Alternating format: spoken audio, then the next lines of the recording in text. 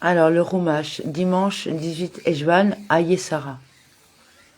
Chapitre 23. La vie de Sarah fut de 127 ans, telle fut la durée de sa vie. La vie de Sarah fut de 100 ans, et 20 ans et 7 ans. Pourquoi le mot an est-il répété à 3 reprises? C'est pour te dire que chaque nombre exige une explication. À 100 ans, elle était comme à 20, sans péché. De même qu'elle était sans péché à 20 ans, parce qu'irresponsable de ses actes. De même était-elle à 100 ans. Et à 20 ans, elle était aussi belle qu'à 7 ans, Bereshit Rabba 58.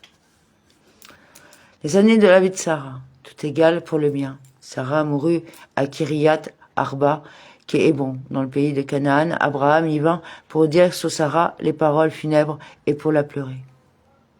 À Kiryat Arba, du nom des 4 géants qui s'y trouvaient, Ariman, Sheshaï, Talmaï et leur père Mabidbar, 13-22, autre explication du nom des 4 couples qui y seront enterrés, mari et femme, Adam et Hawa, Abraham et Sarah, Israël et Rivka, Jacob et Léa, Bereshit Rabba 58-4. Abraham vint de Beersheba. Pour dire que sur Sarah, les paroles funèbres et pour la pleurer. Le récit de la mort de Sarah fait immédiatement suite à celui du sacrifice de Israël, parce qu'elle a appris que son fils avait été ligoté sur l'autel, prêt à être égorgé, et qu'il s'en était fallu de peu qu'il fût immolé. Elle en a subi un grand choc, et elle est morte. De Rabbi Eliezer 32. Abraham, ayant rendu ce devoir à son mort, alla parler aux enfants de Heth en ces termes.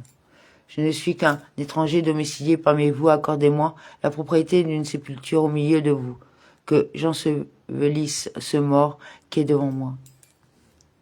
Je suis étranger habitant parmi vous, un étranger venu d'un autre pays, et je me suis installé parmi vous. Le Midrash explique Bereshit Rabba 58-6. Si vous me la vendez de bonne grâce, je me considérerai comme un étranger, et donc vous la paierez. Sinon, je serai un habitant parmi vous, et je prendrai la sépulture de mon plein droit. Car le Saint béni soit-il m'a dit, je donnerai ce pays à ta descendance, Supra 12-7. La possession d'une sépulture, la possession d'un terrain pour en faire une sépulture. Les enfants de Heth répondirent à Abraham en lui disant, écoute-nous et Seigneur, tu es un dignitaire de Dieu au milieu de nous, dans la meilleure de nos tombes, ensevelis ton mort, nul d'entre nous ne te refusera sa tombe pour inhumer ton mort.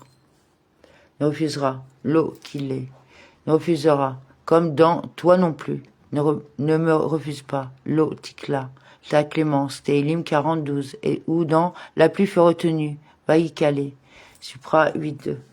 Abraham s'avança et se prosterna devant le peuple du pays, devant les enfants de Heth. Et il leur parla ainsi, si vous trouvez bon que j'ensevelisse ce mort qui est devant moi, écoutez-moi prier en ma faveur, Ephron, fils de Kohar. Votre âme, votre bon vouloir est remonté au figue our. Pour moi, c'est une requête comme dans N'insiste pas, Al Tifgei, auprès de moi. Route 1-16. Pour qu'il me cède le caveau de ma Macpéla, qui est à lui, qui se trouve au bout de son champ, qui me le cède pour argent comptant, pour propriété tumulaire au milieu de vous. De Macpéla, littéralement double, le sol et l'étage au-dessus. Autre explication, double par les couples, qui seront inhumés. Hérovine 53a. Pour argent plein, plein pour sa valeur entière, comme l'a dit David et Ornam. Pour argent plein, dit vrai Ayamim 21-22. Ephron, siégé parmi les enfants de Heth, Ephron le Héthéen, répondit à Abraham en présence des enfants de Heth, de tous ceux qui étaient venus à la porte de sa ville, et dit. Et Ephron siégeait, le mot Yoshev siégeait, est écrit sans vav, comme pour pouvoir être lu Yashav.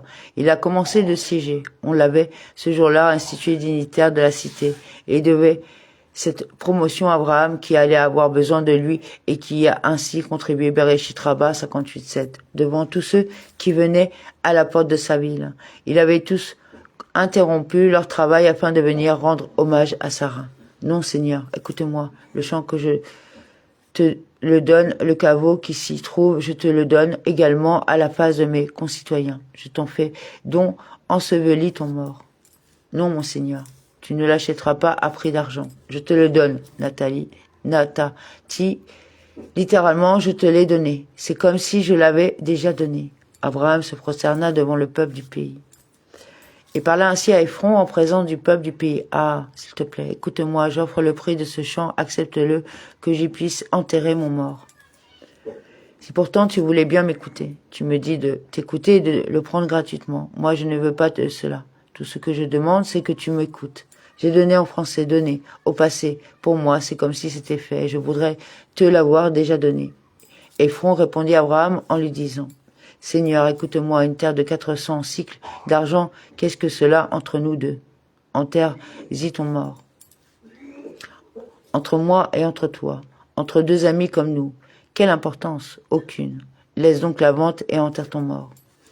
Abraham écouta Ephron et lui compta le prix qu'il avait énoncé en présence des enfants de Heth, 400 cycles d'argent en monnaie courante.